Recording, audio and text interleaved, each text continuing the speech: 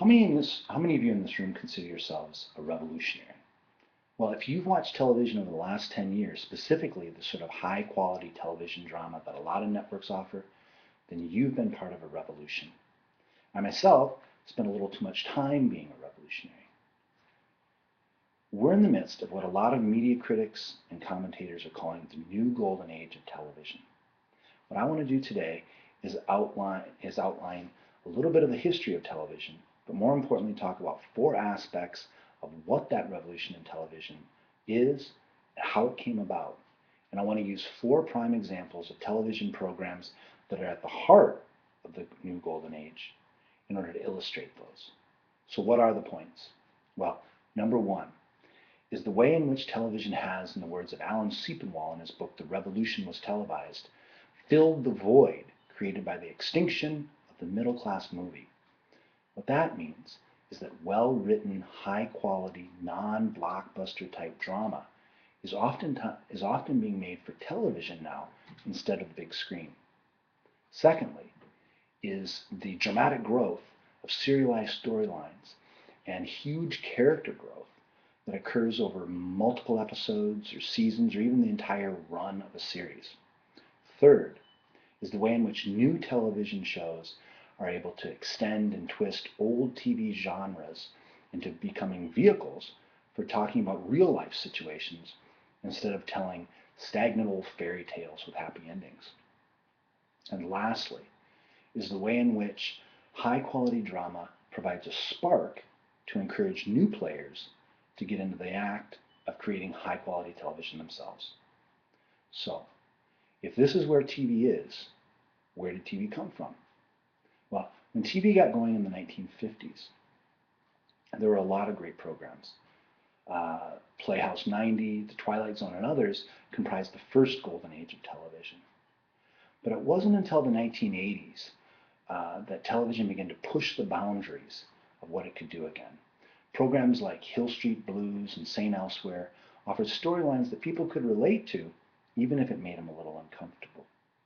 But still, there had to be a revolutionary moment. And that revolutionary moment came in 1999 when HBO aired the first episode of The Sopranos.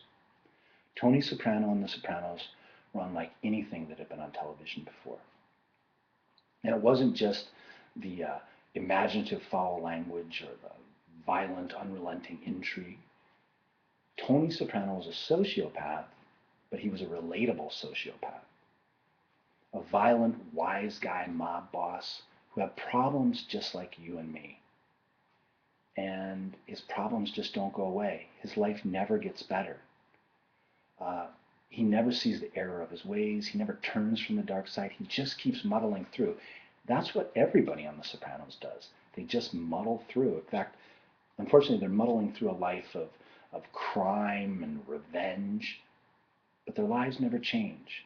And that's the point. It's cynical and challenging, but that's what middle-class movie making had often been able to show us. Now, we had a movie that unwound over hours and hours of viewership, and that was new. The long, drawn-out storytelling brings me to my second point, and the second great show of the new golden age, The Wire.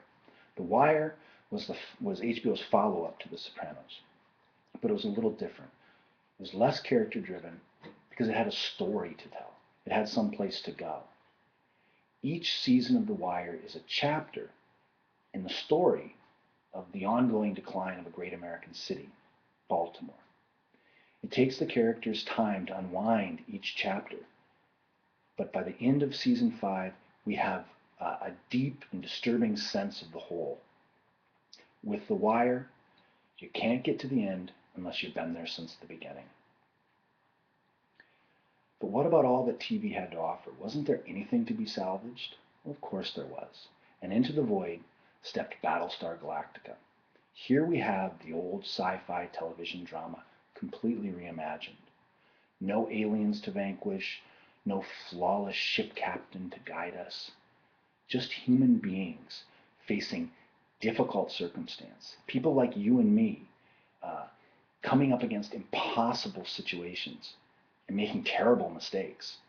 You might follow Admiral Adama to the ends of the universe, but he doesn't promise you anything. Captain Kirk, he is not. Thank the gods. And this brings us to Don Draper. He looks like Captain Kirk, but he might be Admiral Adama.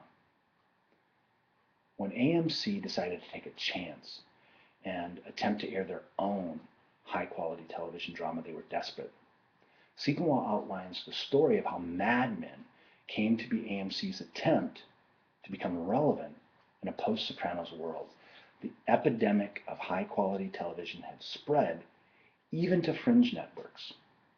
What does all this mean? Why is it important? Well, in his book, Teleliteracy, the TV critic David Bianculli talks about the importance of television in the pursuit of cultural literacy.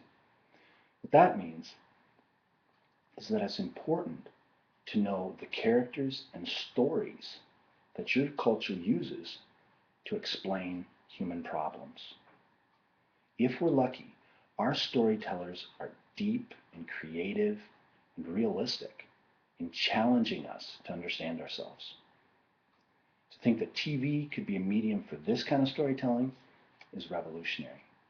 So I hope you've come to understand how by treating us as adults, by telling us deep and complicated stories about ourselves, by shaking up old and tired modes of storytelling, and by igniting a fire which invites high-quality drama to evolve, the new golden age has made life a little more challenging, but a lot more rewarding. Thank you.